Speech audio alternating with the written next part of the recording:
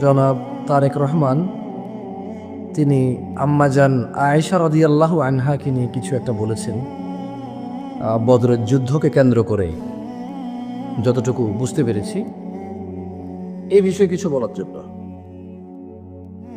এ বিষয়ে আমি বলবো, ইসলামিক কোনো বিষয়ে যদি যে কেউ, রাজা মহারাজা প্রজা, জ্ঞানী মূর্খ, যদি কোনো কিছু বলে আর যদি সে ভুল বলে, সেক্ষেত্রে ইসলাম তাকে ক্রিটিসাইজ করে না।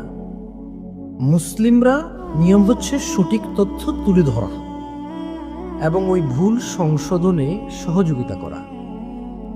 ভুলকারী ব্যক্তি যেই হোক না কেন, রাজা মহারাজা প্রজা, শিক্ষিত ছাত্র শিক্ষক, মহিলা পুরুষ, যেই হোক, সে যদি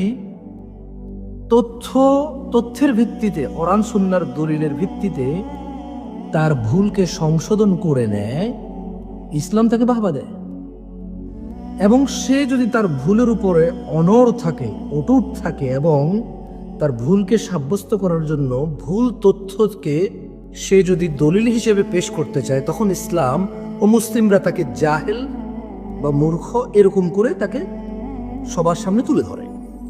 কিন্তু মুসলমানদের জন্য জায়েজ নয় কোনো ব্যক্তি যদি ইসলামের কোনো ইতিহাস বা যে কোনো কিছু যদি বলতে গিয়ে ভুল বলে ফেলে, সঙ্গে সঙ্গে তাকে ক্রিটিসাইজ করা, তাকে হেয়তুচ্ছ করা, তাকে অপমান করা, তাকে লাঞ্ছিত করা, ইসলামের প্রতি তাকে ডিসকারেজ করা, যাতে সে ভয় পেয়ে যায় আর কোনোদিন ইসলাম নামটা মুখে আনতেও যাতে ভয় পেয়ে যায়।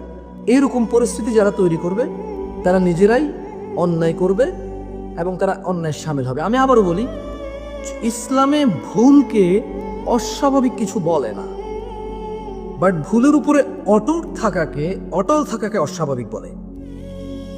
ইসলামে বা মুসলমানদের দ্বারা ভুল ত্রুটি হওয়া কখনোই কেউ অ্যাবনর্মাল বলে না এবং অস্বাভাবিক বলে না। তবে সেই ভুল থেকে ফিরে না আসা, সেই ভুলের উপরে অটল থাকা, সেই ভুল সংশোধন না করা, সেই ভুলকে সঠিক বলে সাব্যস্ত করার অপচেষ্টা করাকে ইসলাম নিন্দা করে, তিরস্কার করে, বর্জন করে। খুব শক্তভাবে ইসলাম বর্জন করে।